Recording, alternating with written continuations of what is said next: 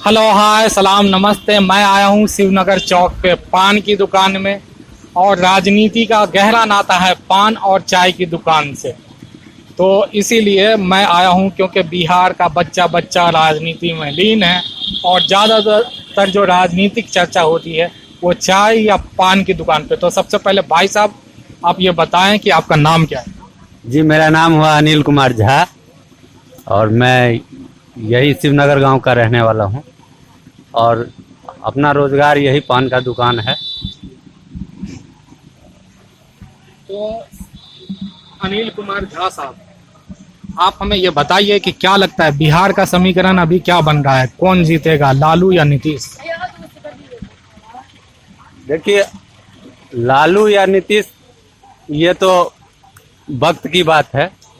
वैसे ये जो पिछले 15 साल का जो नीतीश जी का काम रहा है उसमें जो शुरुआती दौर का उनका पाँच वर्ष का काम रहा, बहुत अच्छा, मतलब कुछ सड़क में विकास दिखाई दिया।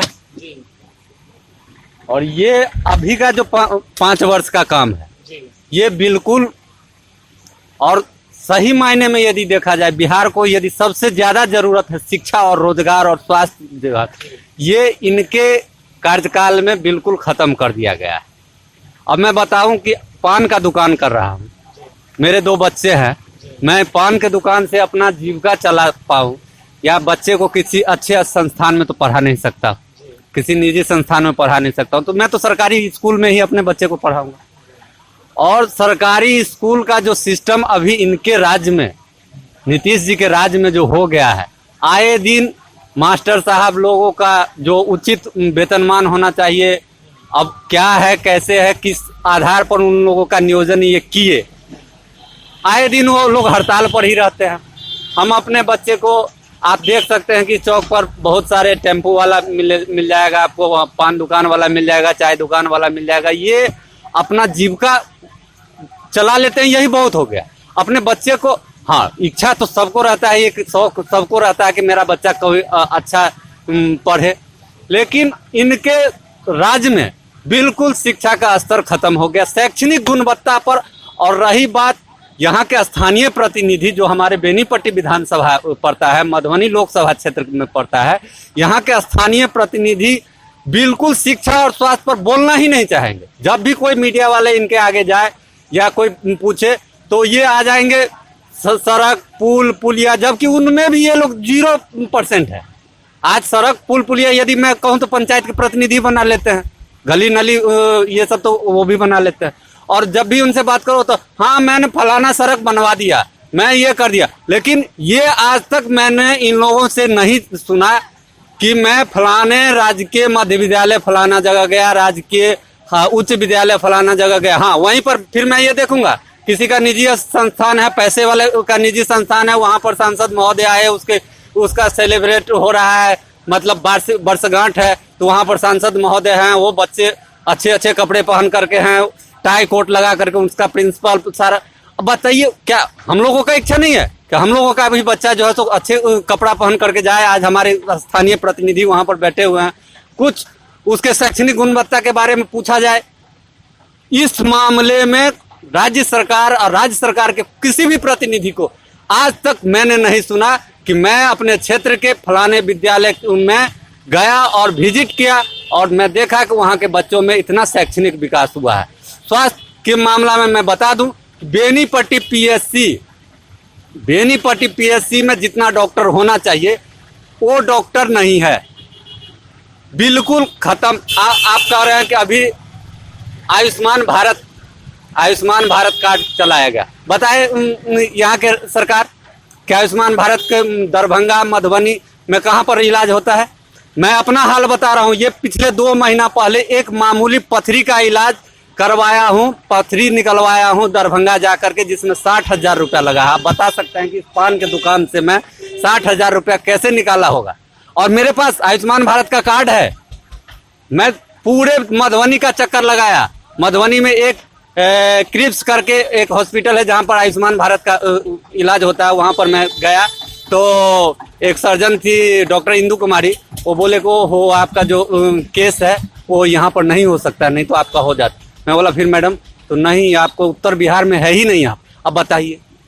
तो मैं कहाँ समझ रहा हूँ कि आयुष्मान भारत से इतना लंबा चौड़ा जो भाषण चल रहा है कि 5 लाख तक गरीब का जो है सो मुफ्त में इलाज किया जाएगा, कहीं पर भी नहीं। हाँ, फिर वहीं पर मैं ये भी देखा कि एक मेरे गांव के एक मामूली हॉर्निया का ऑपरेशन करवा रहे थे वही क्रिप्स हॉस्पिटल में। मैं उनसे पूछा कि क्या कैसे हुआ, बोले कि क्या होगा, बस केवल ऑपरेशन फ्री हुआ है, वैसे जांच से लेकर के सब कुछ मिला जुला करके 10,000 रुपया पड़ ही गया। मैं बोला बस 10,000 रुपया आप जब खर्चा कर ही दिए तो ये कौन सा कार्ड लगाना, क्या लगाना।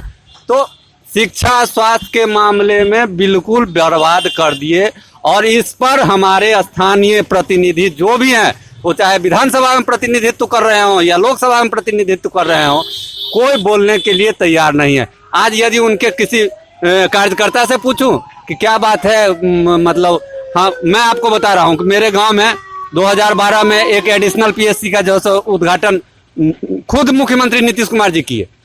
और उस समय ऐसा लग रहा था कि पूरे मधुबनी का स्वास्थ्य कर्मी मेरे गांव में आ गए और पता नहीं कौन कौन से मशीन लेकर के आए हुए थे। यहाँ के चौगामा के लोग इतने खुश हुए कि देखिए आज गांव में इतना बड़ा काम।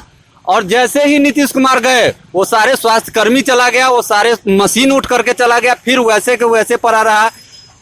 शुरुआती दौर में 2 डॉक्टर का पोस्टिंग हुआ, फिर जाकर के 1 डॉक्टर का पोस्टिंग हुआ। वो डॉक्टर साहब आते हैं, कभी कभी नहीं आते, उनसे पूछता हूँ तो बोलते कि मैं क्या करूँ, मेरे को तो पीएससी सप्ताह में 2-3 दिन पीएससी में रहना पड़ता है।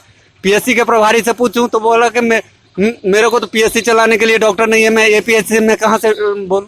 तो आप बता सकते हैं कि इस सरकार से मैं क्या उम्मीद कर सकता हूँ।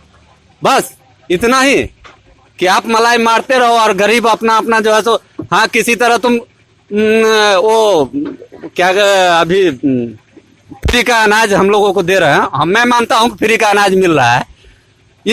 वो फ्री का अनाज मैं आपके चैनल के माध्यम से मैं उन सबको कह रहा हूँ कि फ्री का अनाज खाने का मतलब हुआ मैं अपने आप को कुत्ता समझ रहा हूँ। मैं और किसी को नहीं कह रहा हूँ, मैं अपने आप को कुत्ता समझ रहा हूँ। कुत्ते की तरह हमें अनाज वो दिया जा रहा है। और क्या है, ना तुम मेरे बच्चे को अच्छा शिक्षा दे रहे हो, ना मेरे लिए स्वास्थ्य का व्यवस्था करवा रहे हो, और कह रहे हो हाँ बहुत विकसित हो रहा है, इतना हो रहा है ना। बहुत दुर्भाग्य है।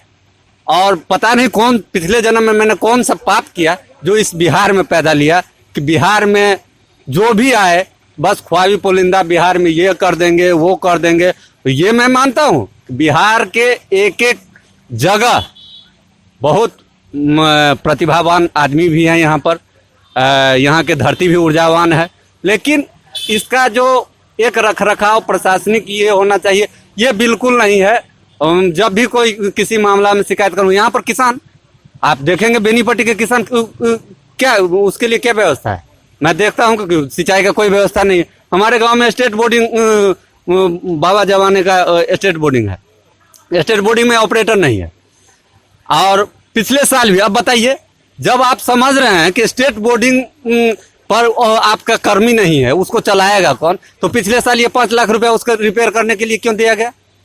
अब सवाल ये उठता है कि 5 लाख रुपया यदि आप दिए तो आप वहां पर आपको कर्मी भी भेजना चाहिए कि जो टाइम टेबल चलाए, चाहे किसान को जागरूक करे कि भैया आप इससे करवाओगे तो आपको इतने रुपए ही घंटा आपको लगेगा। इस सब के मामला में कुछ नहीं है, 5 लाख रुपया लगा दिए तो इस पर तो किसी को भी होगा कि वो 5 लाख रुपया लगाया है, इसका मतलब है कमीशन जाता होगा इनका। और कर्मी रखोगे तो उसमें तो कमीशन जाएगा नहीं। आप जान को मैं बता दूं कि मेरे गांव के बगल में माधोपुर गांव है, वहां पर पशु चिकित्सा केंद्र बहुत पुराना था। उसके एक अंतिम एक स्टाफ थे जो 4-5 महीना में रिटायर होने वाले थे। मेरे ही दुकान से सब दिन पान खा करके जाते थे बेचारे। तो उसमें 8 लाख की लागत से मकान बना दिया गया। तो मैं उनसे पूछा कि आप तो हाँ पिछले महीना में मैं अगले महीना मैं रिटायर कर दूंगा। मैं बोला कि मकान बन रहा है तो मैं क्या करूं। फिर मैं पशु चिकित्सा पदाधिकारी जो प्रखंड के हैं उनसे मैं पूछा कि सर वो वहां पर मकान बन गया और आप स्टाफ नहीं भेज रहे। बोले कि चलिए ना दिखाते हैं कि मैं अपने ऑफिस में पानी जो पीता हूं तो खुद लेकर के पीता हूं, इतना नहीं। अब फिर भी आप 8 लाख रुपया लगा दिए। 8 लाख रुपया क्या आप अपने जेब से लगाए हो क्या? मेरे जनता के पैसे हैं, वो 8 लाख रुपया लगा दिए। क्या बताऊं, मतलब भवन निर्माण में नीतीश जी का जोड़ा नहीं है। जमीन दीजिए भवन बना देंगे। बिल्कुल भले ही वहां पर कर्मी आए या ना आए। मैं एक और बात आप लोगों को कह रहा हूँ, भवन बनाने के नाम पर नीतीश जी नंबर 1। मेरे गांव में 2012 में जिस टाइम ये हॉस्पिटल का उद्घाटन किए, ठीक 5 महीना के बाद फिर आए नीतीश जी और ITI का जो है सो शिलान्यास करके गए। बोले कि बेनीपट्टी अनुमंडल में मैं बहुत बड़ा काम कर रहा हूँ, एक ITI दिया हूँ शिवनगर गांव में। सही बात है, सब खुश हो गए कि ITI बना है। लगभग करोड़ों के लागत से, और जमीन के दाता बेचारे 2.5 एकड़ हमारे गांव के पंडित ताराकांत झा, पूर्व सभापति, विधान परिषद के पूर्व सभापति महोदय, अपना जमीन राज्यपाल के नाम से दान दे करके नीतीश जी आए, शिलान्यास किए। अब यहाँ पर ये होगा वो होगा कह करके चले गए। भवन बन करके तैयार है। 2 साल पहले आप जा करके देख सकते हैं, और मैं आपको कह रहा हूं कि आप अपने चैनल के माध्यम से उस ITI भवन को देखें। इतना आलीशान भवन बना दिया गया, लेकिन 2 साल हो गया, अभी भी उस ITI का क्लास किराए के मकान में चल रहा है। अब भी आप कह सकते हैं तो भवन बनाने में ये नीतीश कुमार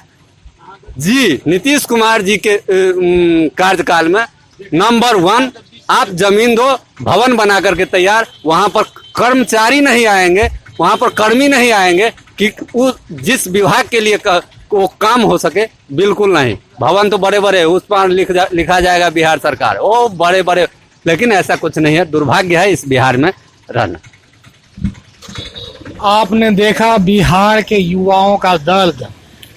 नीतीश कुमार तो योजनाएं ला रही है, लेकिन वो उस योजना से लोग नाखुश हैं, क्योंकि वो योजना उनके लिए फ़ायदेमंद साबित नहीं हो रही है।